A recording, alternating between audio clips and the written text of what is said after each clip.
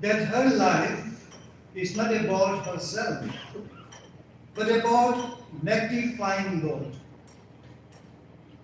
In the same way, dear sisters, your vows are not about your personal achievement, but about making God visible in the world. Through your poverty, through your chastity, through your obedience, and these are the lenses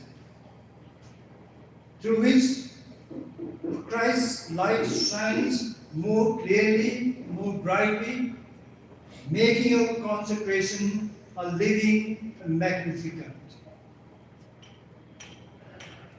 Mother Mary acknowledges her littleness when she says, "For he has looked with favor